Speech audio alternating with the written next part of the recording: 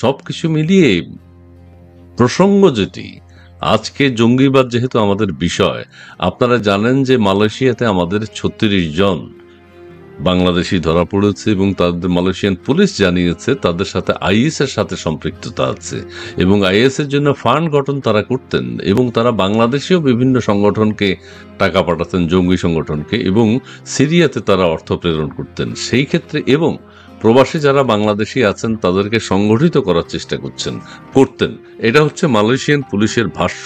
এবং তারা গত ৩ মাস যাবৎ কিন্তু এই জঙ্গিদের উত্থান, বাংলাদেশিদের উত্থান, সেটি নিয়ে কিন্তু তারা তদন্ত করছেন এবং গ্রেফতার করছেন। ৩৬ জন গ্রেফতার হয়েছে। এটা উদ্বেগজনক। এবং বাংলাদেশের যে প্রবাসী আয় প্লাস আমাদের যে জনশক্তি রপ্তানি, এগুলো এখন হুমকির মুখে এক ধরনের পড়েছে। শুধু মালয়েশিয়া না, এখন সব দেশই কিন্তু সেটা চিন্তা করবে। মধ্যপ্রাচ্যের দেশগুলো, আমাদের সিঙ্গাপুর রয়েছে, যেখানে যেখানে আমরা জনশক্তি রপ্তানি করে থাকি, সেই দেশগুলো তো কিন্তু প্রভাব পড়বে। তবে আমি সেটা বলছি না। আমাদের আজকের আলোচক কি বলেন আমরা সেটা জানতে চাইব। এবং আমাদের মধ্যে এরই মধ্যে অনেকে যুক্ত হয়েছেন। সোহেল রানা, আসসালামু আলাইকুম, ধন্যবাদ আপনাকে। সোহেল রানা, মোহাম্মদ নূর আলম তালুকদার, দেশের মানুষ আজ ভালো নেই, আজ আমরা বড় অসহায়, ধন্যবাদ আপনাকে। মাসুদ রানা, কেমন আছেন আপনি? জি ভালো আছি। আমাদের আজকের অতিথিও ভালো আছেন, দুলাল রিয়াক্ট, অভিনন্দন হারুন স্যার এবং ইসমাইল ভাই, ধন্যবাদ আপনাকে। আমাদের সাইফুল মাতবর, তিনি বলছেন জয় বাংলা, জয় বঙ্গবন্ধু, এবারে সংগ্রাম মুক্তির সংগ্রাম, এবারে সংগ্রাম স্বাধীনতার সংগ্রাম, জয় বাংলা, ধন্যবাদ আপনাকে। নাসরুর নিলয়, তিনি লিখছেন ভোলায় ৭ দিনে ৪-৫টি ধর্ষণ হয়েছে, ভালো আছি কই? এই যে আমার কথা তো আর টিকলো না, আমি যে বলছি ভালো আছি। গোলাম সারোয়ার মোল্লা, মাফিয়া খুনি জঙ্গি ইউনুস ওয়াকার হটাও, দেশ বাঁচাও। মুন্না, তুমি কমেন্টসগুলো দেখাতে থাকো, আমরা আলোচনা শুরু করি। তার জামান, ইসমাইল ভাই সাথে আছি, থাকবো। জি থাকবেন, প্লিজ শেয়ার করে দেবেন একটু। মুন্না, তুমি কমেন্টস দেখাতে থাকো, আমি কথা শুরু করি। ইসমাইল ভাই, দুলাল রিয়াক্ট, মধ্যপ্রাচ্যের প্রতিটি দেশে জালিয়াতি জঙ্গিবাদীরা তাদের কাজকর্ম করে যাচ্ছে। জামাতি জঙ্গিবাদীরা, সরি, জামাতি জঙ্গি, এখন প্রসঙ্গ পেয়ে গেছেন। আমরা এখন শুরু করতেছি। আমাদের ৩৬ জন মালয়েশিয়াতে অ্যারেস্ট হয়েছেন। এই বিষয়টিকে আপনি কিভাবে দেখছেন? বাংলাদেশের জনশক্তি রপ্তানিতে কতটুকু প্রভাব পড়বে? আমরা ধীরে ধীরে আলোচনা করবো। জি প্লিজ শুরু করুন। ধন্যবাদ। মালয়েশিয়ায় যেটা ধরা পড়লো ৩৬ জন, এটা আসলে বাংলাদেশের উপর একটা মরার উপর খাড়ার ঘা যাকে বলে সেটা। কারণ হলো গত আগস্ট মাসে ইউনুস এবং জঙ্গিরা বাংলাদেশ দখল করে ফেলার পর সারা বিশ্ব উন্মুক্তভাবে দেখতে পাচ্ছিল বাংলাদেশে কিভাবে জঙ্গিবাদ মাথা ছাড়া দিয়ে উঠেছে এবং কত জঙ্গি কত জায়গায় লুকিয়েছিল। তো সেটাই এমনিতে বাংলাদেশের জন্য ক্ষতিকারক হচ্ছিল। আপনার সারা পৃথিবী, বিশেষ করে যেসব দেশে বাংলাদেশের মানুষ যায় সেসব দেশ সহ সবাই দেখছে যে আসলে ইউনুস নিয়ে এসছে জঙ্গিদের এবং জঙ্গিদের নেতৃত্বে ইউনুস বসেছে ক্ষমতায়। ফলে আপনার বাংলাদেশের কতগুলো ক্ষতি হয়েছে দেখেন। প্রথম কথা হলো, যখনই সারা বিশ্ব টের পেয়েছে যে জঙ্গিরা বাংলাদেশে ক্ষমতায় এসে গেছে, সারা বিশ্ব থেকে সাথে সাথে আপনার যতটুকু সম্ভাবনা ছিল দেশে বিদেশি বিনিয়োগের, সেটা সাথে সাথে নস্যাৎ হয়ে গেছে। এইটা আগামীতে আপনি আমার কাছ থেকে লিখে রাখতে পারেন। এই ইউনুসের জঙ্গি বাহিনী এবং তাদের পরে এই ২০২৪ সালের জুলাই আগস্টে যারা যারা আন্দোলন করেছে, বিএনপি বলুন, অন্যান্য রাজনৈতিক দল বলুন, এরা যতদিন বাংলাদেশে ক্ষমতায় থাকবে ততদিন বাংলাদেশে কোনো বিদেশি বিনিয়োগ হবে না। এটা বাংলাদেশের জন্য একটা বিশাল বিশাল আশঙ্কার ব্যাপার। এখন কোথায় হতে পারে? একটা দুইটা বিনিয়োগ হতে পারে যদি আপনার ওই যে সৌদি আরবের মতো, যেখানে তেল কূপে বিনিয়োগ করলে বা গ্যাস কূপে বিনিয়োগ করলে সরাসরি খুব সাথে সাথে বড় অঙ্কের টাকা পাওয়া যায়, সেই ধরনের কিছু বিনিয়োগের যদি সুযোগ না থাকে আর কোনো বিনিয়োগ হবে না। অর্থাৎ দেশের যে অর্থনীতি গড়ার জন্য যে ধরনের শিল্প কল কারখানা লাগে, এগুলোর সব ধরনের সম্ভাবনা আমরা অনির্দিষ্টকালের জন্য নস্যাৎ করে ফেলেছি এই জুলাই আগস্ট মাসে জঙ্গিদের সহযোগী হয়ে। আমি শুধু জঙ্গিদের কথা বলবো না, অনেকে বলে যে বাংলাদেশের অনেক সাধারণ মানুষ জঙ্গিদের সহযোগী হয়েছে। যারাই জঙ্গিদের সাথে গেছেন, যারা জঙ্গি হয়েছেন, যারা জঙ্গিদের সহযোগী হয়েছেন, কিন্তু কপালটা পুড়েছে পুরো বাংলাদেশের। প্রথম কথা হইল যতদিন জুলাই আগস্টের সহযোগীরা ক্ষমতায় থাকবে ততদিন বাংলাদেশে কোনো ধরনের বিদেশি বিনিয়োগ হবে না, এতে কোনো সন্দেহ করার কোনো অবকাশ নেই। দ্বিতীয় ক্ষতিটা হয়েছে দেখেন, আগে আমাদের দেশে গ্রামে গঞ্জে একটা ছেলে মেয়ে ভালো পড়াশোনা করে বিশ্ববিদ্যালয়ে ধরেন ভালো রেজাল্ট করে, বুয়েটে ভালো রেজাল্ট করে নিজের চেষ্টায় বিভিন্ন পশ্চিমা বিশ্ববিদ্যালয়গুলোর সাথে যোগাযোগ করে ওরা সেখানে যে আসতে পারত, এই সম্ভাবনাটাও প্রায় জিরো হয়ে গেছে। কারণ হলো, যেখানে বাংলাদেশের মতো একটা ঘনবসতিপূর্ণ দেশ, যেখানে এত মানুষ, সেখানে এত জঙ্গি, এই দেশ থেকে কেউ কিন্তু বাংলাদেশের ছাত্রছাত্রীদের আর কোনো ভিসার কোনো সুযোগ নাই। কিছু ভিসা হবে শুধু বড় লোকের ছেলে মেয়েদের জন্য, যারা শুধু টাকা, ব্যাংকে টাকার অঙ্ক দেখিয়ে বিদেশে যেতে পারে। আমরা তো তাদের কথা এখানে বলছি না, আমরা বলছি বাংলাদেশের আপামর জনসাধারণের কথা। তাদের জন্য এই সুযোগ সুবিধা বন্ধ। তারপরে দেখেন, আমাদের দেশ থেকে, বিভিন্ন দেশ থেকে শ্রমিক নিত, বিশেষ করে মুসলিম দেশগুলা, সৌদি আরব, মালয়েশিয়া, আরব আমিরাত বলেন, কাতার, বাহরাইন, এই ধরনের দেশগুলো আমাদের থেকে শ্রমিক নিত। কুয়েত, ওমান, এই প্রত্যেকটা দেশ হলো জঙ্গিদের, যার যার দেশের জঙ্গিদের তারা কিন্তু হয় ধ্বংস করেছেন, না হলে ওদেরকে শূন্য করে দিয়েছে। ওদের আর কোনো, আগে 2000 আপনি দেখবেন 9/11 যেটাকে বলে 2000 সেপ্টেম্বরের 11 তারিখ যেটা হয়েছিল, তারপরে কিন্তু আমরা দেখেছি যে প্রচুর দেশে জঙ্গি আছে মুসলিম দেশগুলোতে। সৌদি আরবে জঙ্গিরা তো 9/11-ই করলো। পরে দেখেন প্রত্যেকটা দেশ, এই এমনকি মিশর, মরক্কো, প্রত্যেকটা দেশ নিজ দায়িত্বে যার যার দেশের জঙ্গিদের জিরো করে ফেলেছে ক্ষমতার দিক থেকে, তাদের ম্যানুভারিং ক্যাপাসিটির দিক থেকে। শুধু কয়েকটা দেশ তাদের জঙ্গিদের নার্চার করে গেছে, পাকিস্তান, আফগানিস্তান, তারপরে সোমালিয়া, এই কয়টা। আর নাইজেরিয়াতে জঙ্গি আছে, বাট নাইজেরিয়া একটু ডিফিকাল্ট, মানে ডিফারেন্ট একটা কেস। নাইজেরিয়াতে প্রায় 50% মুসলমান, 50% খ্রিস্টান। তারপরে আর বাংলাদেশে সবসময় জঙ্গি কিন্তু ছিল, কিন্তু যদি শেখ হাসিনার সরকার ক্ষমতায় থাকে তখন কিন্তু বিদেশিরা এইভাবে দেখে যে যদিও এই দেশে জঙ্গি প্রবণ একটা দেশ, কিন্তু যে সরকার ক্ষমতায় আছে তারা জঙ্গিদের কোনো ধরনের আশ্রয় প্রশ্রয় দেয় না। এটা ছিল শেখ হাসিনা সরকারের ইমেজ, যার কারণে আপনি দেখবেন হলি আর্টিজানে যখন খুন খারাপি হলো, অনেক বিদেশি নাগরিক মারা গেল। সেখানে শেখ হাসিনা প্রধানমন্ত্রী নিজ দায়িত্বে সবকিছু তত্ত্বাবধান করেছেন এবং তিনি জঙ্গি মোকাবেলায়, জঙ্গিদেরকে ডিল করার ক্ষেত্রে সারা বিশ্বে একটা নাম করেছিলেন। আপনার মনে আছে কিনা জানি না। সেইখান থেকে বাংলাদেশে কিন্তু তখন, এবং শুধু শেখ হাসিনার সরকার ক্ষমতায় ছিল বলে, এবং শেখ হাসিনার সরকারের পেছনে একটা বড় আইডিওলজি কাজ করে, যেটা আমাদের মুক্তিযুদ্ধের চেতনা, যেটাতে বলা হয় যে অসাম্প্রদায়িকতার কথা। অসাম্প্রদায়িকতার মধ্যে তো কোনো জঙ্গিবাদের কোনো স্থান নাই। ফলে যেটা হয়েছে, শেখ হাসিনা সরকারের সময় কিছু কিছু বিদেশি বিনিয়োগ এসে, তারপরেও যে খুব বেশি এসে বলবো না, কারণ হলো যে শেখ হাসিনা সরকার একদিকে দেশীয় জঙ্গিদের মোকাবেলা করছিলেন, নানান ধরনের সিচুয়েশন নিয়ে করছিলেন, কিন্তু বাংলাদেশের অর্থনৈতিক উন্নয়নের দরজাগুলো, সবগুলো দরজা কিন্তু খোলা ছিল। তো ইউনূস আসার পরে যখন দেখা গেল যে এত জঙ্গি মাথাচাড়া দিয়ে উঠেছে বাংলাদেশে, ফলে এই আপনার এই যেসব দেশ বাংলাদেশের শ্রমিক নেই, সে সম্ভাবনাগুলো ধীরে ধীরে কমে আসছিল।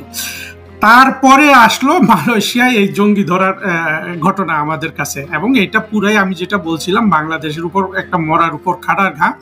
এইটা দেখার পরে এখন তো তারা দুটা জিনিস দেখবে, যে এখন বাংলাদেশে ক্ষমতায় আছে কি ইউনূস কিভাবে ক্ষমতায় আসলো, সে একটা জঙ্গি উত্থানের মধ্য দিয়ে ক্ষমতায় আসলো, আর মালয়েশিয়ায় জঙ্গি ধরা পড়েছে। এই দুটো ঘটনা একই সাথে ঘটার পরে বাংলাদেশের সব ধরনের অর্থনৈতিক সম্ভাবনা একেবারে নতুন করে আপনার ধ্বংস হয়ে গেল। ফলে বাংলাদেশের মানুষ, আমি যেটা বলি বারবার, প্রতিদিন যে দরিদ্র হচ্ছে, প্রতিদিন যে অশান্তিতে আসছে। আপনি একটু আগে বলছিলেন যে বাংলাদেশ শান্তিতে আছে। যে দেশের মানুষ অনবরত আপনার দরিদ্র হতে থাকে, অনবরত অনিশ্চয়তার মধ্যে পড়ে, যে দেশের সরকার প্রধান বারবার বলে যুদ্ধ করতে হবে, যে দেশের যারা এই জঙ্গিবাদের আপনার থিওরি তৈরি করে, তারা বলে যে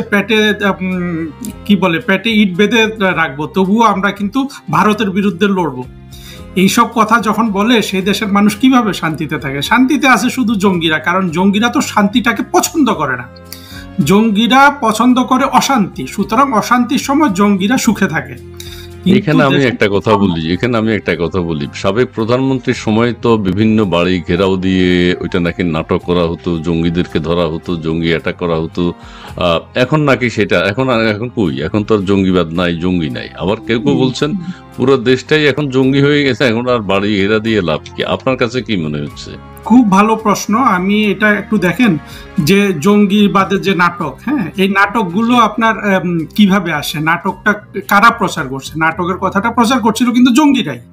সেই জঙ্গিরা বাংলাদেশে 16-17 বছর ধরে বিভিন্ন ন্যারেটিভ বানাচ্ছে। সেই পিনাকি বলেন, মাহমুদুর রহমান বলেন, ইলিয়াস আলী বলেন, কনক সারোয়ার, এরাই তো এই কথাগুলো বলছে যে জঙ্গিবাদের নাটক হতো। কোন এক আইজিপিও নাকি লিখেছে, তবে আইজিপির লেখাটার মধ্যে শুভঙ্করের ফাঁকি আছে। আমি পার্সোনালি জানি যে ওই আইজির সাথে সেই আইজি অবশ্য এখন জেলে আছেন, যেই অফিসারগুলা জঙ্গি ধরতো তাদের মধ্যে পার্সোনাল ক্লাস ছিল। পার্সোনাল ক্লাসের আপনার একটা প্রতিশোধমূলকভাবে উনি বইতে এক লাইন লিখে দিয়েছেন। সত্যি কথা বলতে কি, জঙ্গি ধরার ক্ষেত্রে কোনো নাটক লাগে না। বাংলাদেশে আপনি জানেন যেইভাবে মক্তব মাদ্রাসা গড়ে উঠেছে বঙ্গবন্ধুর হত্যার পর থেকে, যেইভাবে বাংলাদেশের মানুষকে মৌলবাদের দীক্ষিত করা হয়েছে, সেখানে জঙ্গি ধরার জন্য আসলে কোনো নাটক লাগে না, চারিদিকে জঙ্গি ছিল। তবে সেটা শেখ হাসিনা সরকারের সময় এবং মুক্তিযুদ্ধের পক্ষের শক্তির একটা সরকার থাকায়, মুক্তিযুদ্ধের চেতনা কিছুটা হলেও কার্যকর থাকায় জঙ্গিদের মোকাবেলা করা সহজ ছিল।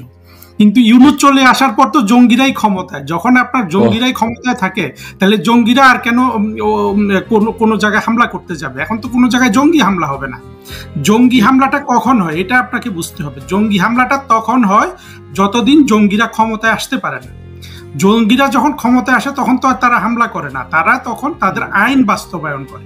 সেই তাদের যা যা আইন আছে, সেই আইন কি, ওই যে নারীদের কিভাবে পোশাক পরতে হবে, দাড়ি কিভাবে রাখতে হবে, বেহেশতে যাওয়ার কি কি তরিকা আছে, এগুলো।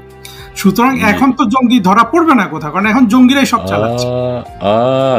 ধন্যবাদ আপনাকে, গুরুত্বপূর্ণ কথা বলেছেন। জঙ্গিরাই দেশ চালাচ্ছে, তাহলে তার জঙ্গি আক্রমণের কোনো সুযোগ নাই। তো আবার কেউ কেউ বলবেন যে তাহলে জঙ্গিরাই ক্ষমতায় থাক না, এটাই তো জঙ্গি আক্রমণ হইল না। আপনার কাছে আসছি একটু পরে আমি দর্শকদের কিছু কমেন্ট একটু নিয়ে নিই। দর্শকরা কি বলছেন?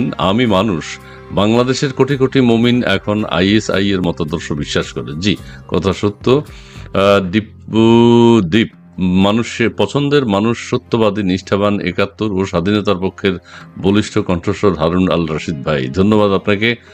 দীপুর সাহেব, সাজ্জাদ হোসেন, আওয়ামী লীগের জন্য আপনার কিছু করার আছে মনে করেন কি? ধন্যবাদ আপনাকে। টিকে, স্বাধীনতার সপক্ষের দুই সাহসী সন্তান ইসমাইল ভাই ও হারুন রশিদ স্যারকে ধন্যবাদ আপনাকেও। ফজলুল হক, তিনি বলছেন জঙ্গিরা আমেরিকায় তৈরি করে, জঙ্গিরা আমেরিকার তৈরি, ইসলামের নামে ধর্ম বিধর্মীদের সহায়তা করে, সিরিয়া তার প্রমাণ। জি, ধন্যবাদ ফজলুল হক সাহেব আপনাকে। ডেইলি বিডি মনিটর, ধন্যবাদ স্যার গঠনমূলক আলোচনা করার জন্য। বাংলাদেশ ইউরোপ, জঙ্গি এখন মব স্টাইলে চালাচ্ছে ডক্টর ইউনূস, আর আড়ালে চলছে তাদের কার্যক্রম। জি, ধন্যবাদ আপনাকে। বাংলাদেশ ইউরোপ, হৃদয় 32, আজকে 250 জঙ্গি ভারত পাঠিয়েছে বাংলাদেশে। আজকে 250 জঙ্গি ভারত পাঠিয়েছে বাংলাদেশে। আসলে তারা কি জেল ভেঙে যাওয়া নাকি? আচ্ছা, জেল ভেঙে কিন্তু অনেক জঙ্গিরা বেরিয়ে গেছে বা বের করা হয়েছে, সেটি রয়েছে। নাসির উদ্দিন, তিনি বলছেন জামাত রাজাকার জঙ্গি বাংলাদেশকে ভিন্ন খাতে নেয়ার পরিকল্পনা করছে। জি, ধন্যবাদ। তারপরে আরো দর্শক মণ্ডলী, আপনারা লাইভটি শেয়ার করে দেবেন। আমাদের আজকের অতিথি হচ্ছেন হারুন আল রশিদ। আজকে রাত 11টায় বাংলাদেশ সময় আমাদের সঙ্গীত বিষয়ক একটা আয়োজন আছে, আপনারা সেটাতে যুক্ত থাকবেন আশা করি। একজন জনপ্রিয় সঙ্গীত শিল্পী আপনাদেরকে গান শোনাবেন। জসিমউদ্দিন, খ্রিস্টান ইউনূস দেশকে জঙ্গি রাষ্ট্র বানিয়েছে, ধন্যবাদ আপনাকে। হ্যাঁ, MDTR, প্রত্যেকটি মাদ্রাসায় প্রত্যেক দিন কোমলমতি শিশুদের ধর্ষণ হয়। হ্যাঁ জি, এটা আমরা দেখতে পাচ্ছি, এটা একটা রোগ হয়ে গেছে এখন। ABM জুলফিকার নাইম, তিনি বলছেন দারুণ বলেছেন, ধন্যবাদ আপনাকে। ঠিক আছে। আফিফা হোসাইন অন্তরা, মালয়েশিয়ার প্রধানমন্ত্রী ও স্বরাষ্ট্রমন্ত্রীও আওয়ামী লীগের দোসর, এখন কি মার্চ ফর মালয়েশিয়া হবে? মালয়েশিয়ার প্রধানমন্ত্রী ও স্বরাষ্ট্রমন্ত্রীও আওয়ামী লীগের দোসর, এখন কি মার্চ ফর মালয়েশিয়া হবে? আচ্ছা, এটা একটু বলেন, এখন কি মার্চ ফর মালয়েশিয়া হবে? যদিও বিষয়টা মানে অযৌক্তিক, তারপরও তিনি বলেছেন, ভালোই বলেছেন। এখন কি মালয়েশিয়ার মাহাথির মোহাম্মদও নাকি শেখ হাসিনার কি প্রশংসা করেছিলেন, এইটা নিয়েও বেশ বিতর্ক হচ্ছে, এটাকে চাপা দেওয়ার চেষ্টা করছে। SSR জননেত্রী শেখ হাসিনার যোগ্য নেত্রী, শেখ হাসিনার বিকল্প নেই, শেখ হাসিনার নেতৃত্বে বাংলাদেশ আবারও ঘুরে দাঁড়াবে ইনশাল্লাহ। জি, আপনি একটু বলবেন মার্চ ফর মালয়েশিয়া হবে কিনা? ওটা তো উনি আনন্দ মানে তামাশার ছলে বললেন আর কি, যে মানে যে জি কোনো জি কিছু জি। হলেই শেখ হাসিনার দোষ। এই যে আপনার ধর্ষণ হইলো তখনও বলছে যে আওয়ামী লীগ, তো ধর্ষককে ধরবে সেখানে আপনি বলছিলেন যে আওয়ামী লীগ বিএনপি কে, সেটা না করে আওয়ামী লীগ, ওটার সাথে মিলিয়ে উনি বললেন আর কি যে জি অর্থাৎ জি, না, এরপর মজা করে বলছেন। বিষয়টা হলো যে আসলে মালয়েশিয়া সরকার খুবই কঠোর। আপনি দেখেন এই আমাদের কত বড় দুর্ভাগ্য, ওআইসি যে প্রতিষ্ঠানটা আছে সেখানে 57টা দেশ আছে, 57টা দেশের মধ্যে প্রায় 52টা রাষ্ট্র নিজ দায়িত্বে 2001 সালের পর থেকে নিজের স্ব দেশের জঙ্গিদের তারা নির্মূল করে ফেলেছে। জঙ্গিদের কোথাও তারা মিলিত হতে দেয় না, জঙ্গিবাদ কোথাও মাথাছাড়া দিতে দেয় না, জঙ্গিদের তারা সাথে সাথে গ্রেপ্তার করে, কেউ যদি ওয়াজ করে তাকে গ্রেপ্তার করে, একেবারে 50টার উপর অধিক মুসলিম দেশে। কিন্তু আমাদের কত বড় দুর্ভাগ্য, ইউনুসের মতো একটা লোক ক্ষমতায়, যদি এই লোকটা অতি বদমাশ এবং খারাপ লোক না হইতো, তা সারা বিশ্ব তো ওকে জঙ্গিবাদ বিরোধী হিসাবেই চিনে, তাই না? সারা বিশ্ব ওনাকে তো মুসলিম প্রধান দেশগুলোর মধ্যে ওনাকে প্রভাবশালী নেতা বলেছে। প্রভাবশালী কি হলো না কিছুদিন আগে? সেটা তো টাইম ম্যাগাজিন বলেছে। টাইম ম্যাগাজিন দেখেন, এখন আমেরিকান ইকুয়েশন একটু ডিফারেন্ট। ওই যে একজন বললো না যে আপনার এই কি বলে যে আমেরিকায় জঙ্গি তৈরি করে, কথা তো সত্য। আমেরিকায় কিন্তু একসময় জঙ্গি তৈরি করেছিল, একসময় জঙ্গি তৈরি করে সেই জঙ্গিদের দিয়ে তারা আফগানিস্তানে সোভিয়েত রাশিয়ার বিরুদ্ধে তারা যুদ্ধও করিয়েছিল। কিন্তু সেই জিনিসটা ভিন্ন, সেই জিনিসটা এখন আমেরিকা জঙ্গি তৈরি করে বলা ইকুয়েশনটা খুব কঠিন। আপনি দেখেন বাংলাদেশের ইউনুসকে এখন আমেরিকা প্রোটেক্ট করতেছে, কারণ হলো ইউনুস আমেরিকার কাছে যারা এতদিন দেশ বিক্রি বলতে যে জিনিসটা বুঝাইতো সেই জিনিসটা করতেছে, অর্থাৎ বাংলাদেশকে বিক্রি করছে। একেবারে দেখেন আইরনিটা কোথায়, শেখ হাসিনা কোনোদিন বাংলাদেশে কারো কাছে বিক্রি করে নাই, বরং আমেরিকার সাথে একটু যদি উনি নমনীয় হতেন উনি কিন্তু অনায়াসে ক্ষমতা থাকতে পারতেন। এগুলো এখন আমাদের কাছে দিনের মতো পরিষ্কার, দিনের আলোর মতো, কিন্তু সেটা তিনি করেন না। কিন্তু ইউনুস এসে দেশ বিক্রি করতেছে, কিন্তু যেহেতু দেশ বিক্রির ধোঁয়াটা তোলে জঙ্গিরা এখন চুপ আছে। আর ইউনুসের যেটা হলো, ইউনুস দেখেন কত খারাপ একটা মানুষ, সারা বিশ্বের কাছে তার যে অবয়বটা চলে আসলো যে সে যে একটা জঙ্গিদের নেতা হলো, এটা কিন্তু তার কিছু এসে যায় না। কারণ হলো দেখেন ইউনুসের বয়স হয়ে গেছে, ও জানে যে হয়তো 10 বছর ও বাঁচবে, 10 বছর যাতে ও বাংলাদেশের ক্ষমতায় থাকতে পারে, বা একটা রাষ্ট্রের ক্ষমতায় থাকলে পার্সোনাল সেফটি এবং সেফটি এনশিওর হয় এবং অনেক কিছু পাওয়া যায়। যা হোক, তো আমি যেটা বলছিলাম যে একেবারে 50টারও অধিক মুসলিম দেশ নিজ দায়িত্বে নিজ দেশের জঙ্গিদের তারা নির্মূল করেছে, অথচ বাংলাদেশে দেখেন ঠিক তার বিপরীতে, শুধু জঙ্গি আর জঙ্গি। আমরা যেদিকে তাকাই আমরা কিন্তু জঙ্গির বাইরে কিছু বাংলাদেশে এখন দেখি না। সুতরাং এইসব জঙ্গিদের মোকাবেলা করার জন্য ভবিষ্যতে আমি কিন্তু শেখ হাসিনা সরকার ছাড়া আর কোনো বিকল্প দেখি না। কারণ হলো যারাই ক্ষমতা আছে বা ক্ষমতা গ্রহণ করবে এরা সবাই কিন্তু জঙ্গিদের সহযোগী, 2024 জুলাই আগস্টে আমরা দেখেছি। সুতরাং বাংলাদেশের মানুষকে এখন সিদ্ধান্ত নিতে হবে, তারা কি নিজেদের জীবন মানের উন্নতি চায় নাকি জঙ্গিদের সাথে থেকে একেবারে এই সবকিছু হারাতে চায়। তবে এখানে আমি একটা জিনিস বলি, জঙ্গিবাদ নিয়ে একটু আমাদের থিওরিটিক্যাল আলোচনা আমি 1 মিনিটে শেষ করি। দেখেন জঙ্গিবাদকে মানুষ কেন এত ভালোবাসে, কেন তাকে এতটা আপন করে নেয়, বাংলাদেশের মানুষের কথা বলছি। কারণ হলো সে মনে করে যে জঙ্গিবাদের সহযোগী হলে, জঙ্গিদের সমর্থন দিলে, জঙ্গিদের ভালোবাসলে, জঙ্গিবাদের দীক্ষা নিলে, জঙ্গিদের কথায় বিশ্বাস করলে আমার বেহেশতে যাওয়াটা নিশ্চিত হবে। এখন দেখেন বাংলাদেশের মানুষকে এখন এই জিনিসটা বুঝতে হবে যে 50টার উপর অধিক মুসলিম দেশ, একেবারে সৌদি আরব সহ, যারা জঙ্গিদের নাম নিশানা মুছে ফেলেছে তাদের ভূমি থেকে, সেই মানুষগুলো কি বেহেশতে যাবে না? এটাই কি হতে পারে যে শুধু বাংলাদেশের মানুষগুলোই বেহেশতে যাবে, পাকিস্তানের মানুষগুলো বেহেশতে যাবে, আফগানিস্তানের মানুষগুলো বেহেশতে যাবে, ইরানের গুলো তো আবার যাবে না? কারণ সুন্নিরা মনে করে যে শিয়ারা, যদিও ইরানের জঙ্গিবাদী কায়েম আছে, যেহেতু ওরা শিয়া, সুন্নিরা মনে করে যে ওরা কেউ বেহেশতে যাবে না। তো তাহলে কি সোমালিয়ার মুসলমানগুলোই ভেসতে যাবে? এই কয়টা দেশের জঙ্গিরা ভেসতে যাবে? বাকি যে, কারণ এরা কত, মালয়েশিয়ার কি হবে, ইন্দোনেশিয়ার কি হবে, ভারতের কি হবে, এসব দেশ তো শত কোটি মুসলমান আছে, তাহলে এই মানুষগুলো কি ভেসতে যাবে না? অর্থাৎ এইখানে ইন্ডিয়াতে তো 25-30 কোটি মুসলিম আছে, সম্ভব 25-30 কোটি মুসলিম আছে, 25 কোটি মিনিমাম। তো এই মানুষগুলো তো বেহেশতে যাবে, তাই না? সুতরাং আসলে আমাদের ব্যর্থতাটা কি জানেন? আমরা জঙ্গিদের কাছে একেবারে সবাই আত্মসমর্পণ করে বসে আছি।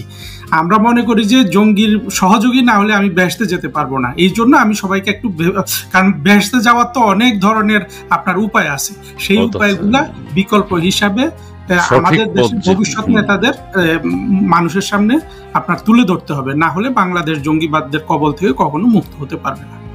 জি জি, ধন্যবাদ। আমরা আবার কিছু একটু কমেন্টস নিয়ে আর দুই একটু কথা বলে আমরা শেষ করে দেব। আমাদের সঙ্গীত আয়োজন আছে বাংলাদেশ সময় রাত 11টায়। আজকে আপনারা যুক্ত হবেন আশা করি। আব্দুল কাদির তিনি বলছেন, আমেরিকা যার বন্ধু তার আর শত্রুর দরকার নেই। জি, ধন্যবাদ আপনাকে আব্দুল কাদির।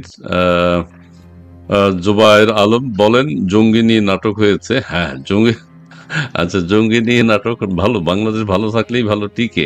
মাননীয় প্রধানমন্ত্রীকে হারুন স্যারের আপডেটগুলো জানানো উচিত নিয়মিত। জি জি জি, ধন্যবাদ আপনাকে। মোহাম্মদ সুজাত মানিক খন্দকার, একবারে খন্দকার, শেখ হাসিনা সরকার বাংলাদেশের গণমানুষের আস্থার প্রতীক। ধন্যবাদ আপনাকে।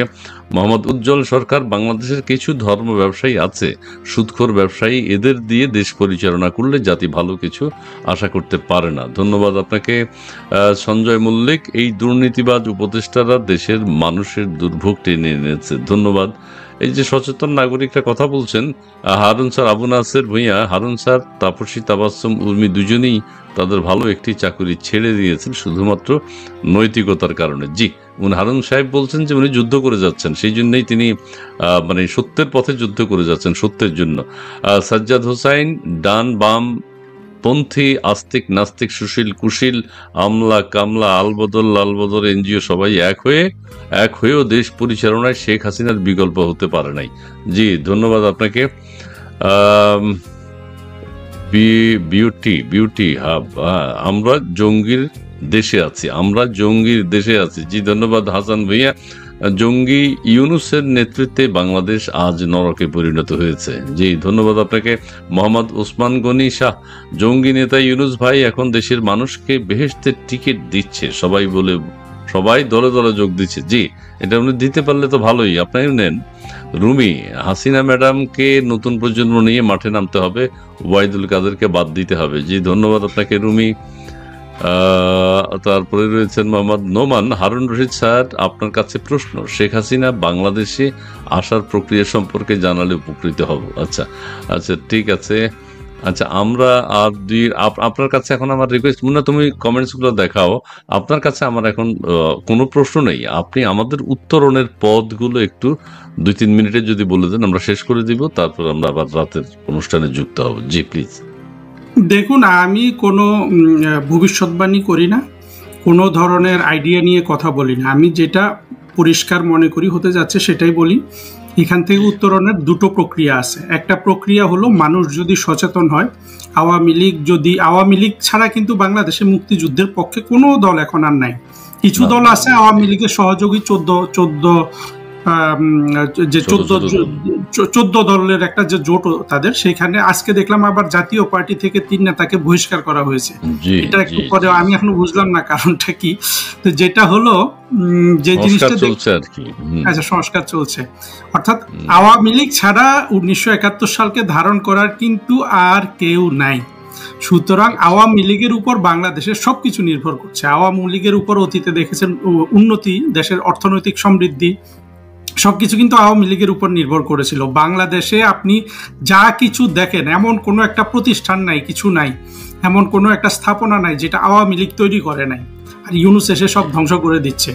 ফলে আওয়ামী লীগ কত তাড়াতাড়ি সংগঠিত হয়ে, কত তাড়াতাড়ি তারা নিজেদেরকে এই ইউনুসকে হটানোর কাজে হাত দিবে, সেটার উপর একটা নির্ভর করছে। আরেকটা হলো আপনার ন্যাচারালি সবাই ধরেন আওয়ামী লীগও নিষ্ক্রিয়, সবাই নিষ্ক্রিয়, কিন্তু আমি আগে যেটা বলেছি, ইউনুসের পক্ষে তো সম্ভব নয় বাংলাদেশে উন্নতি করা। আপনি লিখে রাখতে পারেন একেবারে, আমাকে এটা নিয়ে যে কেউ চ্যালেঞ্জ করতে পারেন, আমার সাথে ডিবেট করতে পারেন, 2024 জুলাই আগস্ট মাসে যারা বাংলাদেশের এই উত্থানের সাথে গেছে, জঙ্গি উত্থানের সাথে, তাদের কেউ বাংলাদেশের কোনো অর্থনৈতিক সমৃদ্ধি আনতে পারবে না। এটা না পারার কারণটা জুলাই আগস্টে তারা নির্ধারণ করে ফেলেছে। কারণ সবাই তারা নেতৃত্বে কাদের দিয়েছিল, বিএনপি, জামাত তো এমনি জঙ্গিবাদী দল, আপনি বিএনপি বলুন বা সাধারণ মানুষ বলুন, নেতৃত্বে ছিল কিন্তু জঙ্গিরা। এই যে কারা ছিল আপনার এই যে ওই মাহফুজ আলম, তারপরে এই হাসনাত, এই জঙ্গিগুলা ছিল নেতৃত্বে, তাই না? ওদের নেতৃত্বের কারণেই যত সরকার আসবে এই 2024 জুলাই আগস্টের পক্ষে যারা এই জঙ্গিদের পক্ষে যারা আন্দোলন করেছে সবগুলোর উপর কিন্তু জঙ্গিদেরই কর্তৃত্ব থাকবে। ইভেন হাসনাতকে বা মনে করেন সার্জিস, এদেরকে জেলে নিলেও কিন্তু সেই কর্তৃত্বটা ওদের থাকবে। কারণ জঙ্গি তো একটা দুটো না, আমরা হয়তো 2-4